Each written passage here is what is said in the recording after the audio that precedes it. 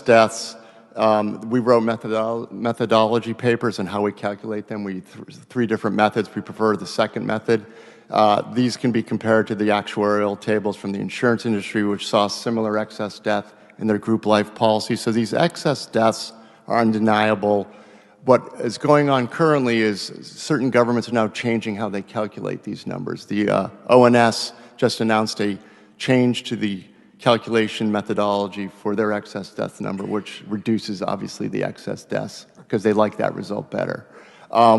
We suspected that might happen, so that's why we wrote our methodology papers and published them in September of 2022. And the actuarial tables that the insurance companies use haven't changed. So excess deaths are continuing. The insurance companies are seeing the same excess mortality, especially in the working age population. So these deaths are undeniable. This is, you can't hide the dead bodies, unfortunately. So again, you publish all your information on your website. Was it One America? Was that the insurance company that's kind of the first revelation of this? Was an insurance company out of Indiana? One America, CEO Scott Davidson, in a Chamber of Commerce meeting, revealed that he had seen 40% excess mortality in the millennial age group, 25 through 44, and even as high, actually for 25 through 64. And he said that's 10% increase would be once in a 200-year flood or a 3 standard deviation event. 40% was off the charts, just off the charts. And we haven't really heard anything since that point in time, other than from people like you. Because we tried helping you get insurance data, and we were just pretty well blocked.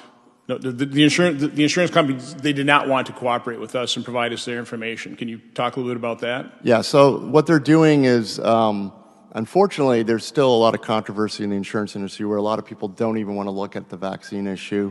A lot of these CEOs mandated, got the jab themselves, who are in a state of denial. They have raised prices in group life policy, so the losses are less now.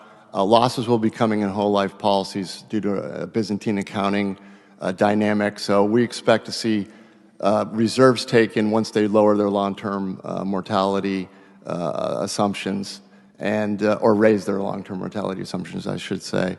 And we'll see losses start running through their P&Ls this year and next. With it, I have whistleblowers, and there's been discussions at board level meetings about the continued excess mortality, and they dance around every issue except the vaccine. Not mentioned. So again, you talked about an awful lot of numbers, but my big takeaway is that what you found out is in working age population, there was just an extraordinary increase in excess deaths and disabilities starting in 2021. Not 2020 during the pandemic before we had a vaccine, but after the vaccine rollout. I mean, is that pretty much your That's correct, and that's my thesis as to why the vaccine causes. There was a huge mix shift from old to young starting in 21. Disabilities weren't apparent in 2020.